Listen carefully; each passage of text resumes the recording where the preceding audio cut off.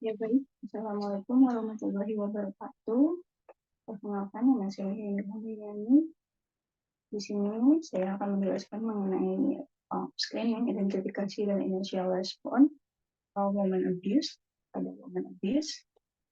Di sini saya akan menjelaskan yang pertama itu mengenai clinical pathways dari screening abuse pada perempuan. Jadi yang perlu kita ingat bahwa indikasi dari screening abuse ini adalah regular part atau screening rutin pada health assessment, ya, dan pada perempuan di atas 12 tahun yang pernah mengalami psikal, seksual, dan emotional abuse. Jadi pada saat kita tanya pada perempuan di atas 12 tahun apakah pernah mengalami physical, seksual, dan emotional abuse, kalau misalkan jawabannya tidak, di sini berarti no abuse reported and no indication present. Jadi ada dua pilihan dari no itu, ada yang tidak dan tidak ada indikasi dari abuse. Ada jawabannya tidak ada dilaporkan abuse tapi ada indikasi seperti itu. Dan pada tidak ada indikasi ini kita bakal bisa memberikan general information mengenai woman abuse. Bisa jadi perempuan itu tidak mengetahui bentuk dari abuse itu apa saja. Karena ketidaktahuan itu jadi berpikir bahwa itu merupakan bukan abuse. Dan pada saat sudah dijelaskan ternyata tetap tidak dilaporkan adanya kekerasan, ya kita buat dokumentasi sesuai respon pasien atau respon perempuan tersebut seperti itu. Dan jika ternyata ada indikasi tapi dia pengakuan tersebut bukan abuse, kita dapat menjelaskan bahwa itu merupakan salah satu indikasi atau mendekati pada abuse. Dan kita berikan juga general information about women abuse. Dan tapi pada hasilnya ternyata memang tidak ada laporan yang termasuk terhadap abuse.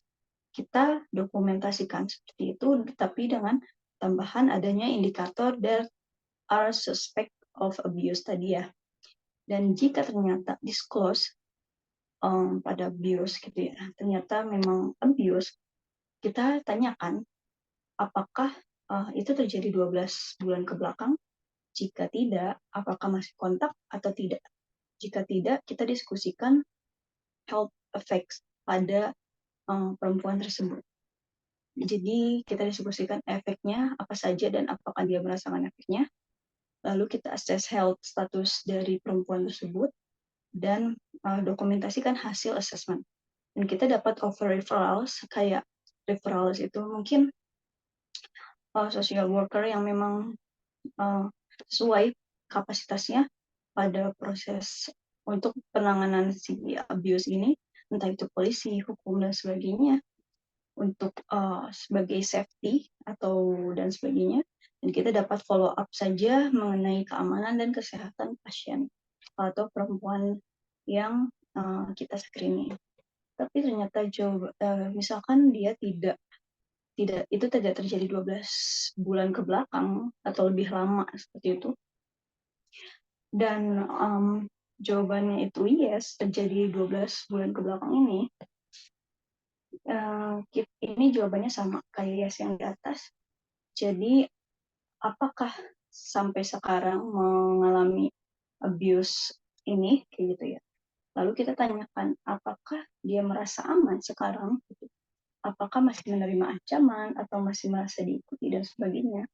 Jika jawabannya tidak, kita bisa langsung immediate referral atau melaporkan atau rujuk, entah itu kepolisian atau pengadilan, atau mungkin rujukan-rujukan yang memang sesuai dengan kebutuhannya perempuan tersebut atau korban ya, karena di sini sudah yes dia mengalami abuse. Dan kita assess health woman-nya, terus dokumentasikan hasil assessment-nya, do a preliminary safety check. Di sini kita bisa mengecek mengenai safety-nya itu bagaimana. Maksudnya apakah dia mengalami di rumah atau di mana, kayak gitu. terus apakah dia mendapatkan ancaman, apakah HP-nya diretas, mungkin ada dana diretas, sehingga si pelaku bisa tahu di mana pasien, atau mungkin ternyata pelakunya itu orang terdekat dan sebagainya. Kita bisa do a preliminary safety check ini. Terus dokumentasikan safety plans-nya itu kayak gimana. Apakah perlu melapor pada polisi, ataukah jadi kita mengakses kebutuhan safety-nya itu kayak gimana. Lalu over referrals atau follow up. Dan kalau misalkan dia itu tadi ya tidak merasa, dan kalau dia merasa safe juga atau merasa aman, tetap lakukan rujukan untuk antisipasi, assess health moment juga, dokumentasikan juga, sama sih langkah-langkahnya seperti jawaban no, tapi di sini kita tidak perlu mendokumentasikan safety plan, tapi tetap kita harus concern terhadap keselamatannya dari pasien tersebut. Jadi kita tetap over referrals dan follow up keamanan dan kesehatan dari perempuan tersebut, seperti itu. Ini merupakan clinical pathway. Selanjutnya itu ada domestic violence mandate expansion program flow. Jadi ini adalah triase dari keperawatan mengenai domestic violence. Jadi perawat atau physician atau profesi lainnya itu kita dapat melakukan screening. Di sini ada 5 kategori. Yang pertama itu ada no disclosure dan no suspicion, jadi tidak ada pengakuan dan tidak ada gerak-gerik yang mencurigakan. Lalu di sini perawat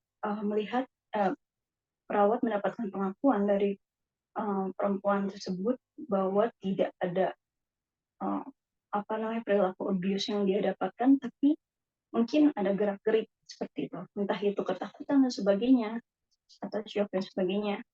Kita dapat kontak ER social worker untuk further assessment gitu ya, social worker. Dan misalkan hasilnya no disclosure atau tetap tidak ada pengakuan, kita reassure atau memastikan dia tidak sendiri.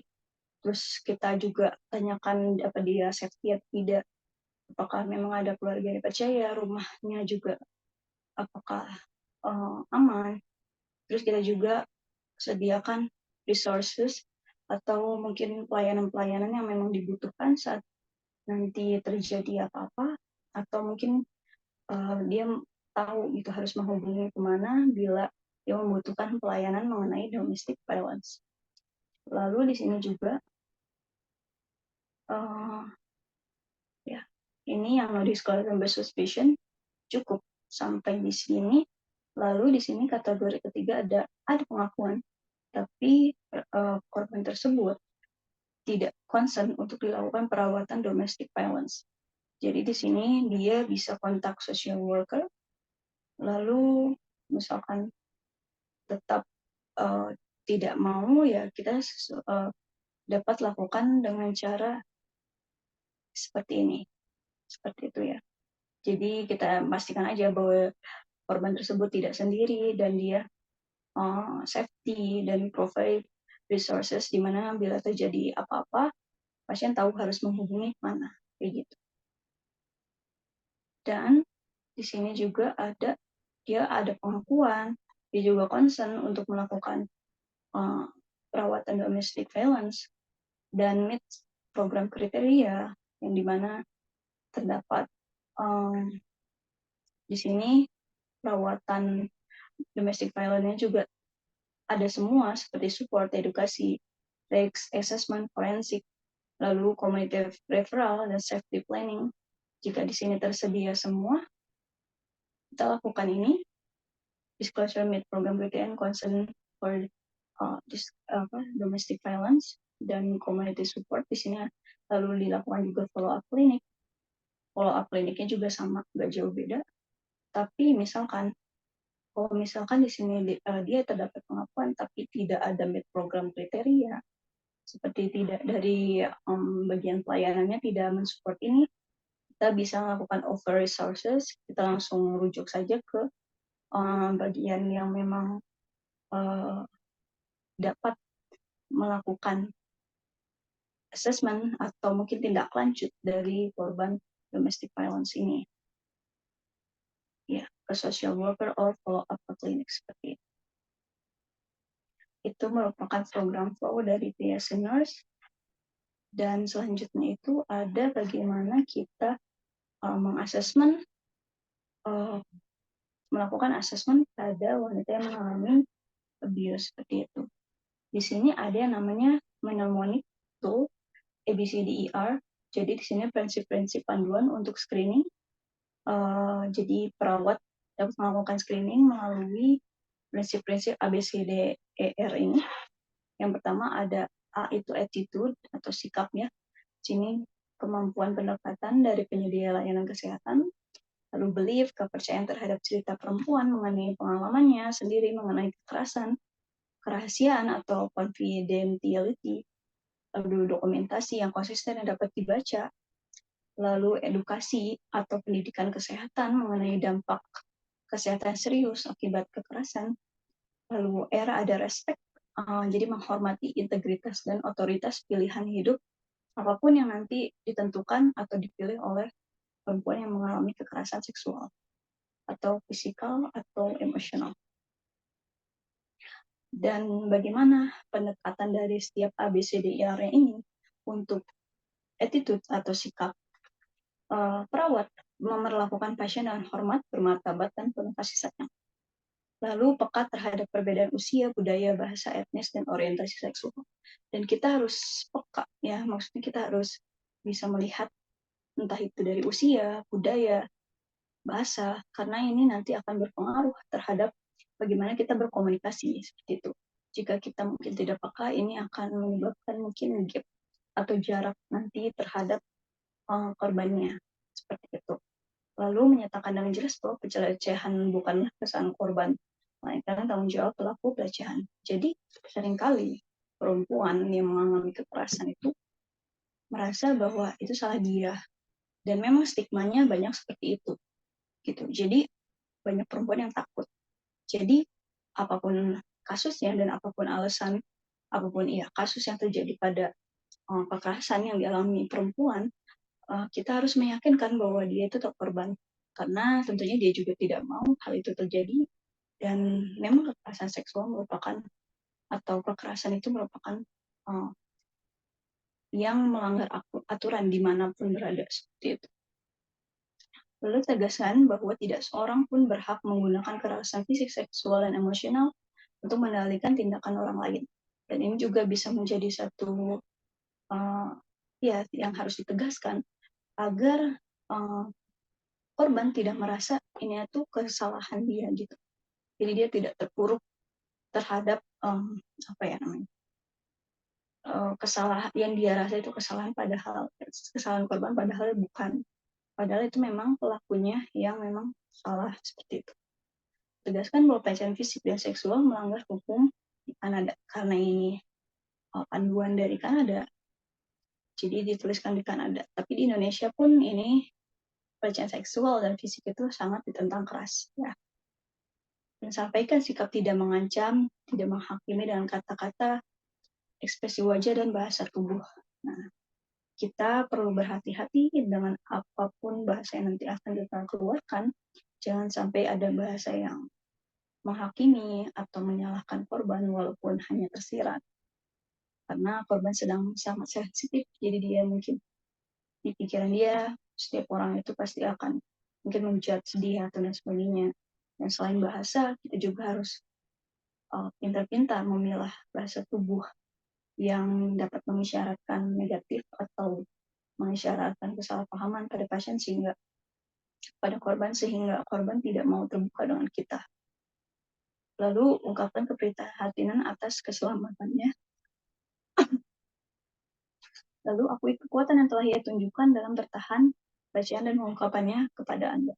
Jadi kita perlu mengapresiasi, ya, walaupun dalam keadaan mungkin pasien sedang dia benar-benar mengalami shock atau mungkin merasa stres, depresi bahkan, tapi kita perlu mengapresiasi langkah pasien untuk melaporkan, karena salah satu mengapa kekerasan itu mungkin datanya itu tidak akurat, itu karena perempuan merasa takut untuk melaporkan kekerasan pada pihak yang berwajib, atau ya dia merasa malu dan merasa stigma itu dari masyarakat itu yang menghalangi dia untuk melaporkan, sehingga kita perlu mengapresiasi atau mengakui kekuatan yang telah dia tunjukkan karena telah melaporkan dan mengungkapkannya pada perawat atau mungkin profesi-profesi lainnya.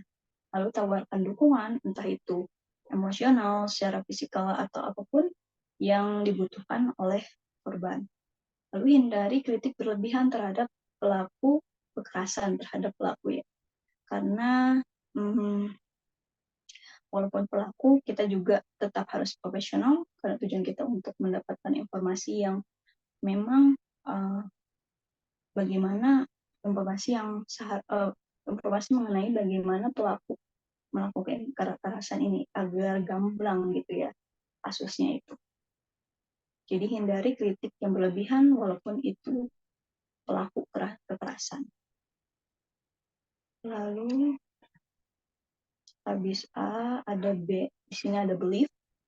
Di sini itu rasa kepercayaan perawat ya terhadap korban. Jadi tunjukkan dengan kata-kata dan tindakan Anda bahwa Anda percaya pada apapun yang diungkapkan oleh korban, seperti itu ya. Mungkin memang korban mungkin ada yang ditutupi karena dia malu untuk mengungkapkan, tapi kita harus tetap percaya dan tetap mendokumentasikan mengenai apa yang diungkapkan oleh korban tersebut. Ingatlah bahwa rasa takut tidak dipercaya membungkam banyak perempuan. Kita juga harus meyakinkan bahwa di luar sana banyak perempuan yang dia merasa takut untuk melaporkan, padahal dia tidak salah. Dia di sini adalah korban. Jadi kita harus mengingat dalam pikiran kita bahwa, dan meyakinkan juga pada pasien atau korban bahwa rasa takut tidak dipercaya itu membuat kasus ini semakin sulit untuk diselesaikan. Lalu pelaku tapi tetap harus mempertimbangkan juga mengenai psikis dari korban tersebut dalam mengungkapkan kejadian yang dialami mengenai kekerasan. Lalu pelaku kekerasan mungkin telah meyakinkannya bahwa tidak ada yang mempercayainya jika dia melapor atau mengungkapkannya. Dan di sini kita harus memastikan bahwa perawat di sini mendengarkan apapun pengakuan atau keluhan dari korban, sehingga korban dapat percaya. Bantu dia juga untuk memahami bahwa sebagian besar dari kita mencoba untuk memblokir kenangan yang terlalu meyakinkan untuk untuk dihadapi. Jadi mungkin beberapa, pasti sih, bukan beberapa, dari perempuan yang mengalami kekerasan pasti merasa bahwa sangat sulit untuk memflashback lagi gitu ya, setiap step-step dari bagaimana proses kekerasan itu terjadi. Dan itu memang meyakinkan, jadi kita bisa pelan-pelan saja untuk mengasesmen bagaimana kekerasan itu terjadi. Jadi kita tetap harus lihat bagaimana respon takutnya pada saat dia flashback itu malah membuat dia semakin shock dan sebagainya. Jadi kita harus saat asesmen itu harus melihat juga bagaimana kondisi si korban. Lalu jika tidak mengungkapkan pelecehan secara retrospektif, dia mungkin tidak yakin dengan apa yang terjadi atau di mana. Jadi kita harus berusaha meyakinkan untuk mengingat, tapi jangan memaksakan seperti itu. Karena ya bisa jadi kejadian itu sudah lama, seperti jadi dia tidak ingat detailnya, atau karena shock dia jadi mungkin tidak mengingat step dari perilaku kekerasannya itu yang dialami itu seperti apa, seperti itu. Jadi yakinlah juga dia untuk mendorong agar percaya pada persepsinya sendiri tentang pelecehan tersebut. Jadi kita yakinkan saja kepada si korban bahwa sebutkan saja memang apa yang ada di ingatannya. Jadi nanti bisa menjadi puzzle yang disatukan seperti itu. Jadi di sini pasien merasa nyaman dalam mengungkapkan dan kita pun tidak menyudutkan seperti itu. Lalu ini yang terpenting yaitu kerahasiaan. Jadi wawancara ini harus bersifat pribadi ya. tanpa kehadiran pasangan atau anggota keluarganya. Karena bisa jadi pasien merasa malu atau mungkin jadi beban, dan itu menjadi boundaries pasien untuk mengungkapkan apa yang ia rasakan dan apa yang dia pikirkan. Lalu gunakan juga penerjemah profesional jika diperlukan. Dan jadi misalkan korban menggunakan budaya yang mungkin tidak bahasa yang di mana budayanya itu kita tidak familiar, dan kita membutuhkan penerjemahan, dan jangan panggil anggota teman atau anggota keluarga yang memang satu budaya, tapi kita panggil saja profesional yang memang mengerti seperti itu. Karena tadi ya, kalau misalkan ada kehadiran pasangan atau anggota keluarganya, takutnya menjadi sesuatu yang menjadi barrier untuk si pasien atau korban dalam mengungkapkan proses atau keluhan yang dia alami atau proses kekerasan yang dia alami. Lalu beritahukan juga secara langsung mengenai kebijakan prosedur yang digunakan di tempat praktik atau institusi yang Anda lakukan atau perawat lakukan untuk melindungi rahasia pasien. Jadi dengan begini pasien akan merasa aman bahwa memang sudah ada prosedurnya, bahwa apapun yang diungkapkan pasien itu adalah rahasia. Lalu yakinkan dia bahwa Anda tidak merilis informasi apapun kecuali memang dari korbannya sendiri yang memberikan consent untuk dilakukan izin tertulis. Lalu jelaskan juga pengecualian janji kerahasiaan ini, seperti ketika pelecehan atau penelantaran anak dipertanyakan, ketika tenaga kesehatan memiliki alasan untuk mengkhawatirkan keselamatan pihak ketiga, dan ketika sebuah berkas dipanggil oleh pemerintah dan pengadilan.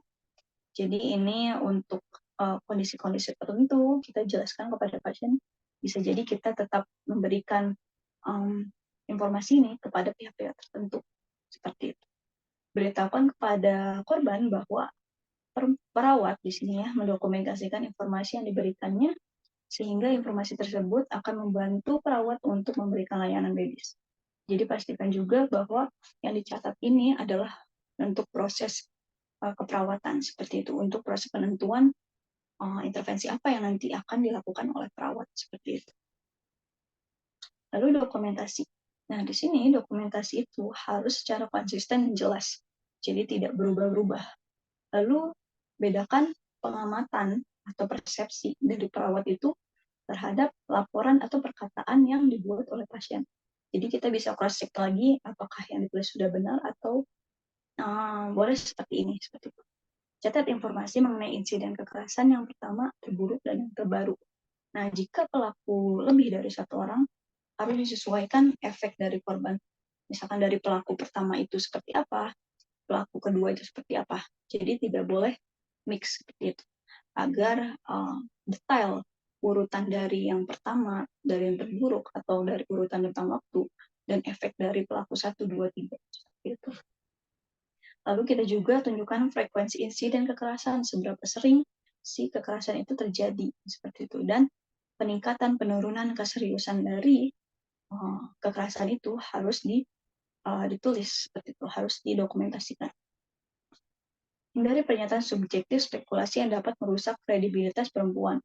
Jadi dengan menghindari itu kita gunakan perkataan perempuan itu sendiri atau korban itu sendiri. Jadi bukan perspektif dari kita atau persepsi dari kita. Jadi gunakan tanda petik sesering mungkin. Jadi memang perkataan-perkataan dari korban tersebut.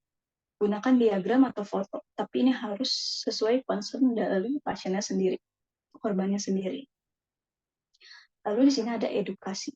Di sini kita wajib atau perlu memberikan edukasi. Ya perlu ya, tidak wajib. Jika memang pasien membutuhkan, kita berikan edukasi tentang pelecehan dan dampaknya seperti apa. Bantu perempuan tersebut untuk memahami bahwa dia tidak sendiri. Bahwa di luar sana pun banyak perempuan yang mengalami ini dan berhasil menyelesaikan masalahnya. Dan di sini perawat juga mencoba membantu untuk menyelesaikan masalah yang dialaminya dan mendukung untuk tetap bangkit dari keterpurukannya. Mencoba untuk melibatkan perawat tersebut dalam kesinambungan perawatan jangka panjang, dengan menawarkan rujukan dan tindak lanjut yang tepat, lalu mengetahui sumber daya masyarakat yang tersedia dan membantu memilih layanan yang dibutuhkan ketika dia siap untuk mencari bantuan. membanyak poster, brosur atau informasi lainnya yang mungkin ada di media sosial juga mengenai kekerasan atau uh, kantor dan institusi yang dapat memberikan informasi mengenai kekerasan. Berikan informasi tentang saluran bantuan bagi perempuan yang dianiaya. Nah, ini juga respect ya, R atau rasa hormat atau respect. Yang pertama itu kita harus menghormati integritas dan otonomi pilihan hidup perempuan. Jika misalkan dia memang ada pengakuan tapi belum bisa menjelaskan secara runtut atau detail mengenai proses kekerasan itu, ya kita harus menghargai pilihan korban tersebut sampai ia siap untuk menceritakan. Lalu mengakui bahwa dia harus menghadapi pelecehan dengan caranya sendiri. Jadi walaupun kita tahu harus seperti ini, tapi keputusan korban itu yang terpenting karena hanya korban yang tahu mengenai perasaannya, kondisinya, dan cara dia untuk melalui permasalahan kekerasan ini. Lalu mengakui bahwa perempuan yang dilecehkan adalah ahli tentang pelecehan dan pelakunya. Jadi maksudnya, walaupun kita mengetahui berbagai jenis atau informasi mengenai kekerasan, tapi tetap yang mengalami mengenai pelecehan itu adalah korban itu sendiri. Dan yang mengetahui pelakunya itu adalah korban itu sendiri. Lalu tegaskan kekuatan dan keterampilan bertahan hidup yang telah dia tunjukkan. Jadi di sini seperti apresiasi dan kita juga meyakinkan bahwa korban memiliki kekuatan dan keterampilan untuk tetap bertahan hidup atau tetap melanjutkan untuk menyelesaikan atau selesai gitu ya dengan permasalahan mengenai kekerasan ini. Lalu jangan mencoba untuk memberitahu, jadi kita tidak mengatur untuk tidak mengatur korban mengenai harus melakukan ini, tapi kita memahami pilihan yang akan dipilih atau dipilih oleh korban seperti itu. Jadi yang terpenting pasien harus membuat tujuan dan prioritasnya sendiri agar bisa selesai atau ya agar bisa selesai dari permasalahan kekerasan ini. Lalu kita juga tawarkan rujukan pelayanan khusus lainnya atau tindak lanjut dengan perawat. Jangan mencap resisten atau tidak patuh jika ia memutuskan untuk tidak menerima saran Anda. Jadi, jika kita telah menyarankan berbagai macam intervensi atau mungkin informasi, tetapi tidak dilakukan oleh korban, itu bukan resisten atau tidak patuh. Tadi ya, bahwa korban itu adalah ahli dari tentang pelecehan, kasus pelecehannya sendiri atau kekerasannya sendiri, seperti itu. Dan hanya korban yang tahu caranya menghadapi permasalahan kekerasan ini. Seperti itu. Jadi kita jangan judgmental, langsung merasakan tidak patuh, tapi kita tetap bisa mendukung dan memberi arahan kepada korban atas pilihan atau keputusan yang telah korban buat. Lalu pastikan obat yang ditawarkan tidak mengganggu kemampuannya untuk bertindak secara tepat atas namanya sendiri. Jadi jangan sampai obat yang untuk mengurangi stres atau masalah tidur itu mengganggu keputusan dari proses pengambilan keputusan dari korban. Bantu dia untuk menyadari bahwa dia tidak dapat mengendalikan tindakan orang lain.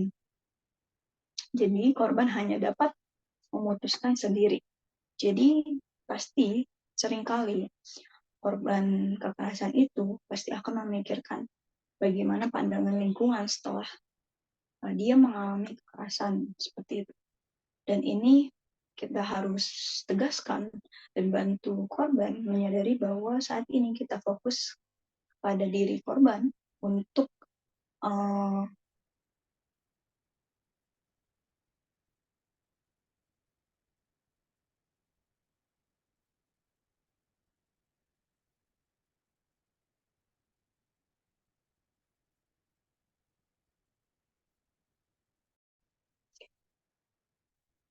maaf ada kesalahan.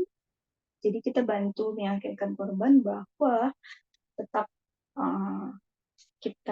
tujuan kita adalah untuk fokus terhadap korban dan jangan sampai pemikiran-pemikiran atau stigma dari tindakan orang lain itu mempengaruhi keputusan atau proses penyembuhan korban seperti itu. Lalu di sini perawat never atau jangan pernah melakukan tindakan melimpahkan kesalahan pada korban apapun kasusnya. Banyak stigma yang seperti menyalahkan perempuan karena pakaian terlalu terbuka jadi mengundang pelecehan dan sebagainya. Apapun kasusnya itu tidak membenarkan tidak membenarkan untuk melimpahkan kesalahan pada korban. Belum mengajukan pertanyaan tentang kekerasan di depan pelaku, ya tadi ya, jangan pernah menanyakan atau asesmen di depan pelaku karena itu akan membuat barrier terhadap korban untuk mengungkapkan. Lalu meminimalkan yang akan meremehkan apa yang dikatakannya, ini jangan pernah dilakukan. Lalu mengkonfrontasi pelaku, ya walaupun pelaku salah, kita tidak dapat mengkonfrontasi pelaku seperti itu.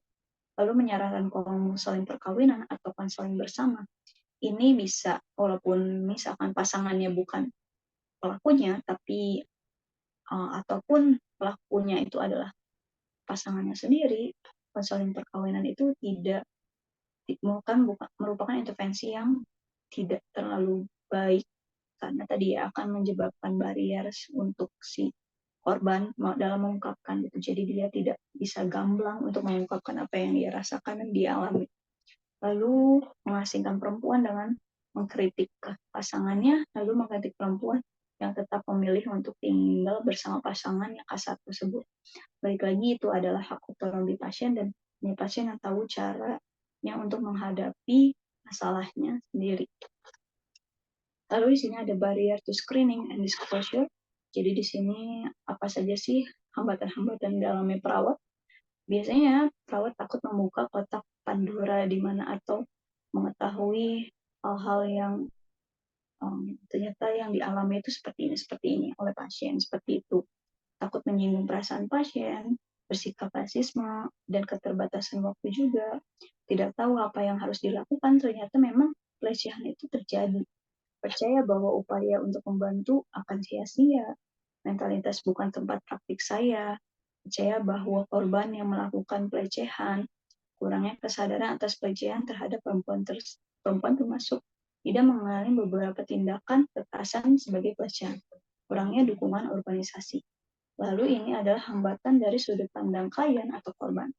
Jadi hambatan itu adalah anak-anak ya sulit mengungkapkan nilai-nilai budaya atau agama. Ini bisa menjadi hambatan juga ya untuk proses pengungkapan, ketakutan akan kekerasan atau pembalasan yang nanti dilakukan oleh pelaku jika atau mungkin keluarga pelaku karena tidak percaya pelaku melakukan kekerasan, jadi dia menyangkal gitu ya walaupun sudah ada buktinya. Lalu pasien mengisolasi diri, adanya ketakutan tentang status imigrasi bila terjadi di luar negaranya atau ya dan sebagainya, kekhawatiran pasangannya yang akan ditangkap, stigmatisasi jika hanya perempuan tertentu yang ditanyai, harapan agar pasangan berubah, dan kurangnya pengetahuan tentang sumber daya yang tersedia. Itu merupakan hambatan-hambatan baik dari perawat maupun dari sudut pandang klien. Nah, terima kasih. Mohon maaf bila ada salah kata. Wassalamualaikum warahmatullahi wabarakatuh.